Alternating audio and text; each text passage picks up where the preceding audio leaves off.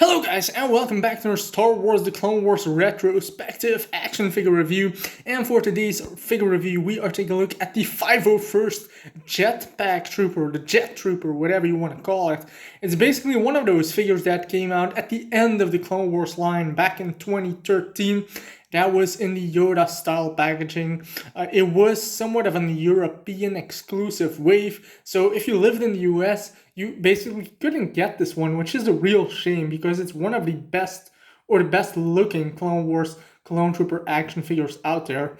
It's a beautiful figure, and I know he's going for top dollar at the second-hand market right now. It's a real shame because, like I said, it's definitely one of the most beautiful figures in the line for sure. I do live in Europe, so it was a little bit easier to get this one here. I think I saw this one in stores a few times, but I never picked him up actually, which is because I didn't really collect Clone Troopers back then. I basically got rid of all my Clone Troopers back in those days.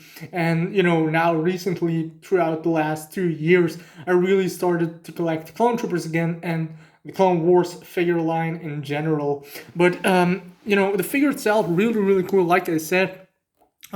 It's also a weird choice that they made this guy back in 2013 because I don't think back then he was already in the show. So now in 2020 we received the final season of the Clone Wars, season 7, and in the beginning, I believe, the first episode or one of the first episodes of the Siege of Mandalore, just can't remember, you can see a bunch of these guys flying around, which is awesome to see them in action on the screen actually. But take a look at the figure. Like I said, it's a beautiful looking figure in general. So you do have like the blue markings, of course, because it is a 501st Trooper, but you do have some red markings on his helmet as well. Those look really good. I really like it. I like how thin the visor is on this guy. I love it. Looks great. I love the Phase 2 design in general, basically, for the Clone Wars action figure line. But it looks really good. You do have, like I said, the blue markings, the shoulder, the body armor, the helmet, of course. But it looks really good. Beautiful looking figure. Of course, he comes with a blaster going down to the rest of the body, just like a regular plain Phase 2 Trooper, of course, with markings or different paint on it. But you can see the shin guards. You have some like white stripes on it. Looks really good, actually. And then you go to the backside of the figure. And then you can see the jetpack, of course. Like I said, this is a 501st Jet Trooper or Jetpack Trooper, and they do have some like very, how do you say it, specific jetpacks for these figures. So this jetpack, this type of jetpack, has been released in the Clone Wars line before. I know Ayla Secura had one, a yellow one.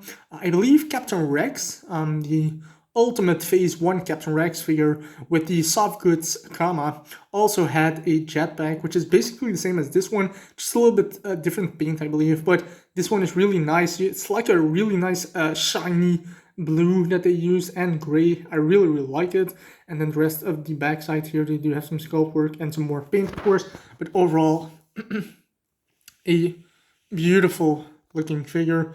It's basically the same as a regular Phase 2 Clone Trooper from the Clone Wars line. It's also a beautiful line or figure, but you just can't really get them nowadays because they're, you know, a lot of fans really want them. But yeah, there you go. That is the 501st Jet Trooper.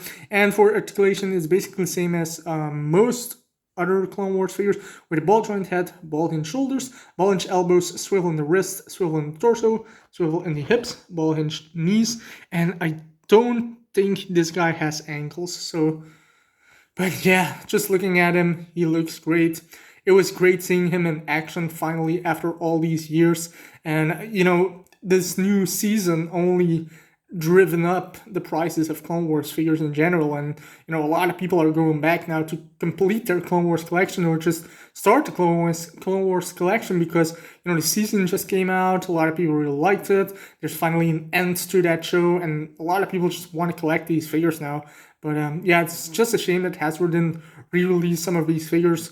You know, a lot of fans still want them, and they're just super hard to get on the secondary market. So yeah, but yeah, there you go, guys. That was basically another retrospective Clone Wars action figure review. I hope you guys enjoyed it, and I will be back with some more reviews very soon. So until then, keep collecting, and may Force be with you. Bye.